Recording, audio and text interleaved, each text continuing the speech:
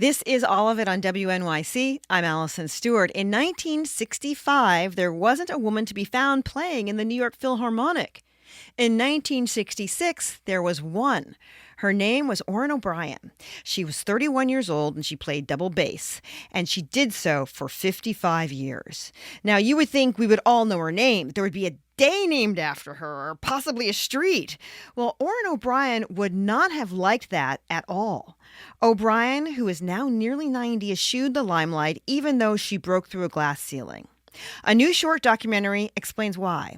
It's called The Only Girl in the Orchestra and has been nominated for an Academy Award. You can stream it now on Netflix.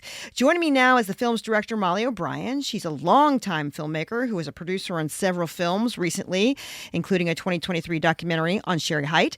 Director Molly O'Brien, who is also the niece of Orin O'Brien, welcome to All of It. Thank you, Alison. It's a pleasure to be here. I'm a big WNYC fan. Love it.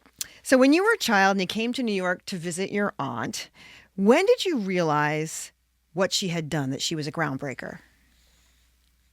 It was family legend. She was a legend in the family, as much as she wanted to be not considered that. So I can't remember a time where I didn't know that my Aunt Orrin was the first woman ever hired to be a full-time musician with the New York Philharmonic.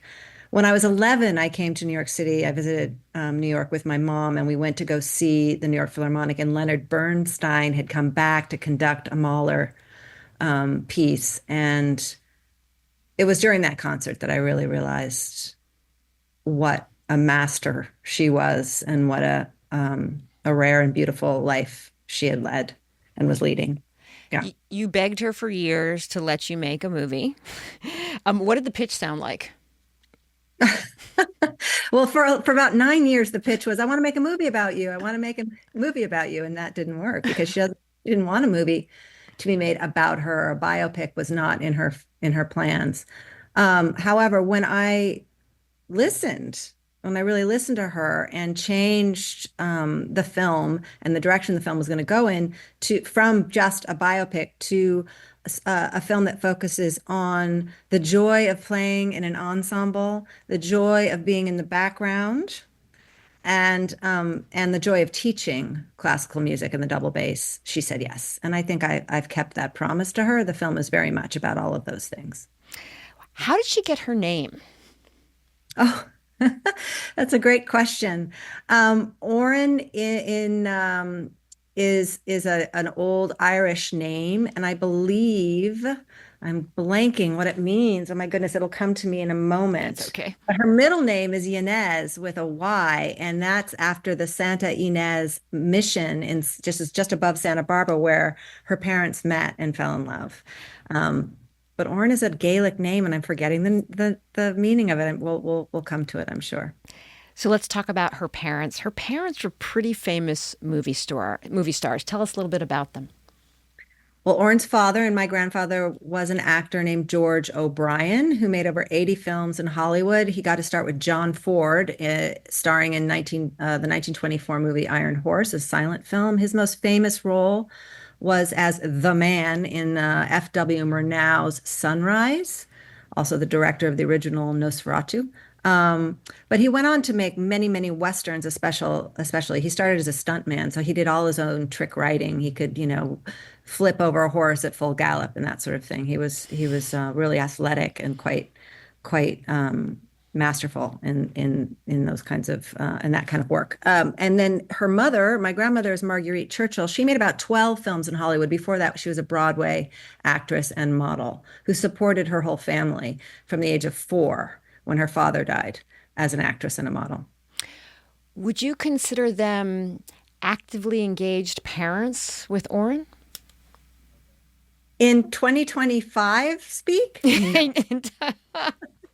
But I mean, I know Understood, yes. I know that Orin would describe them as incredibly supportive. She never once felt that she couldn't do anything because she was a girl. No one ever made her feel that.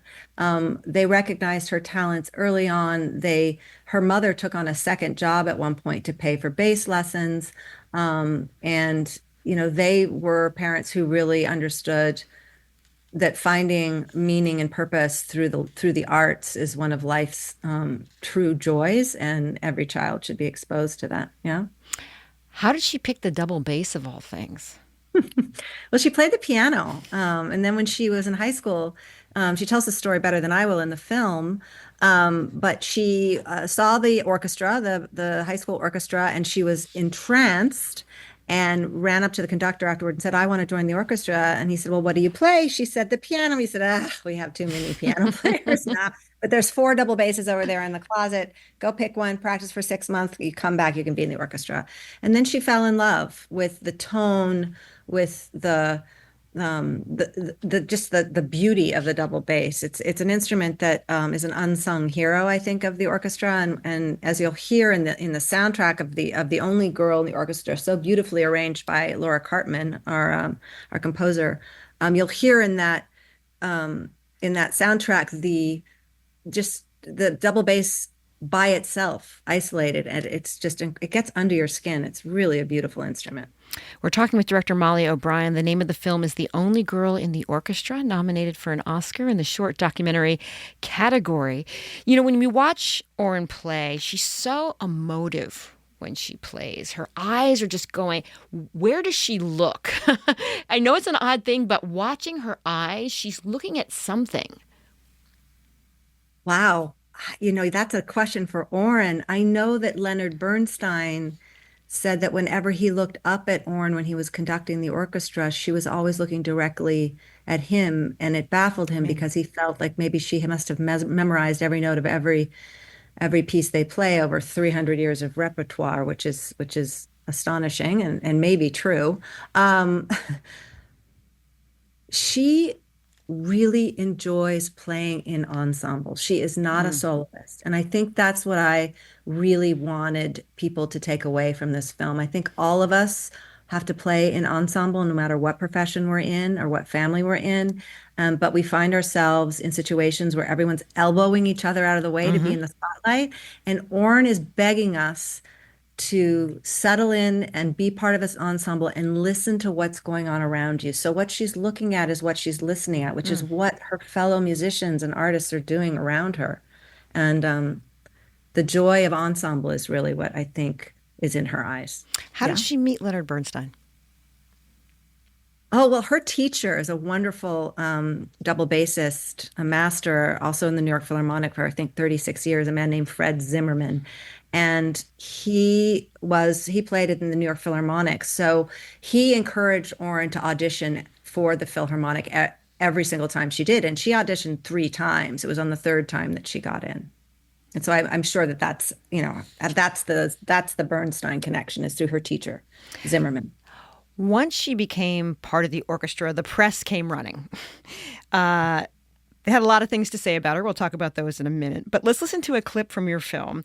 This is her friend reading a piece of press that much later, this is they're now in their 80s, and she's reading this piece of press to her. We can talk about it on the other side. This is from The Only Girl in the Orchestra. Wow. I bet you my father's had this. Probably. Because he seemed to know all about you. Oh, dear. Orin O'Brien, this is painful. The newest member of the New York Philharmonic, scurried into Philharmonic Hall one rainy night and, ignoring the musicians' locker room, got dressed in a washroom. Miss O'Brien, who is the daughter of old-time Western star George O'Brien and actress Marguerite Churchill, may be the best woman bassist in the world. To a man, they say, Orin is one of the boys. Only Orin is one of the girls. The only girl, in fact, in the 104-member orchestra, a situation unique at the Philharmonic, so there is yet no place for her to dress. They called her the pretty bassist, the best woman bassist. They commented on her curves. First of all, how did she feel about being called the best woman bassist versus the best bassist? Well, I know that Orin really shuns the idea that there, is this woman versus man dynamic in any arena. She doesn't want any part of it. She wants to be seen as a professional musician, which she was and she is one of the best. So she didn't like that. Would she consider herself a feminist? No, she wouldn't, much to my chagrin and to many in my generation. But she didn't grow up with feminism. She had none of that as an example. She's the same age as Gloria Steinem, and it she would consider herself lucky, and she would consider herself a professional, and she would not want you to consider her gender, and she doesn't consider it. So, you know, she's definitely a pioneer in women's liberation, but the word feminist is not one that she would use. She also doesn't like the attention, the bottom line. And I had to wonder if that had something to do with her parents' relationship to fame. Yes, growing up during the birth of celebrity culture in Hollywood, California, she witnessed,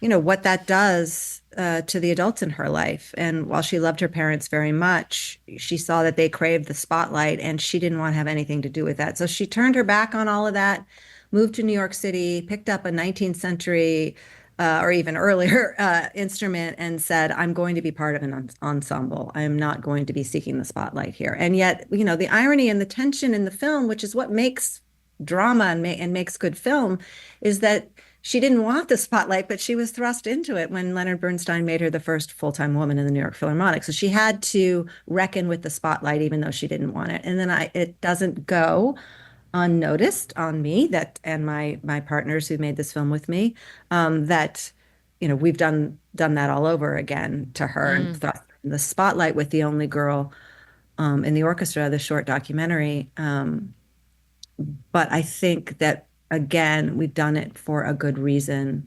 I think her story of being part of an ensemble and enjoying the work of the people around you, that's a story worth telling. She also seems to love teaching. Exactly. So not only is The Only Girl in the Orchestra about her groundbreaking move into the New York Philharmonic in 1966, it's really about her philosophy of life, which is, if you want to be a happy person, learn how to play the second fiddle and pass it on. Become a teacher. Be generous. The things that her teacher Zimmerman taught her, she has pushed forward through hundreds and hundreds of students that are all over the globe. 3 of them, or I think maybe 4, are part of the New York Philharmonic double bass section now, 3 or 4 of her students. And one being, of course, David Grossman, who is highlighted in the film, who's a masterful player as well. One thing we see in the film is we see her have to change apartments. That's for New Yorkers. Change apartments. What, are you kidding me? How hard was it for her to move? It was really hard. I mean, as a New Yorker, you'll know about rent-stabilized apartments. She'd been there for over 50 years. So it was a great bargain and a beautiful, large, high-ceilinged, gorgeous apartment. But the landlords were neglectful, and they were neglectful for many decades until it got untenable. She couldn't live there anymore. The flooding, the black mold, we had to get her out. Yeah, but it was very hard. Before I let you go, you mentioned Laura Cartman, her role in creating the score for you. What was her goal in creating the score? Well, Laura operated on the same philosophy that Orin O'Brien has taught us all, and that is to work in ensemble. And the first thing Laura did is send Orin a questionnaire. What are your top 10 orchestral pieces for the double bass? Orin immediately pointed Laura toward, again, her teacher Zimmerman's double bass quartet arrangements. And we all settled on Mahler's second, Beethoven's seventh, and a few other pieces that were we re-recorded with Orin present, not as the producer, but as the approver. So Laura Cartman is incredibly collaborative and incredibly talented. And, of course, she's a Juilliard alumnus, so is Orin. So there's a lineage there that's all very, I don't know, just all very organic and terrific. And unfortunately, I had COVID during the recording, so I couldn't be there. But according to my producer, Lisa Remington, my amazing producer, it was a transcendental experience to be in that room with those 4 double bassists, all who were students of Orin's in some way. The name of the film is The Only Girl in the Orchestra. Its director, Molly O'Brien, has been my guest. It's nominated for an Academy Award, by the way. And you can stream it on Netflix. Molly, it was really nice to talk to you. Thank you, Alison. Nice to talk to you. And we'll go out on a little bit of the score from Laura Cartman.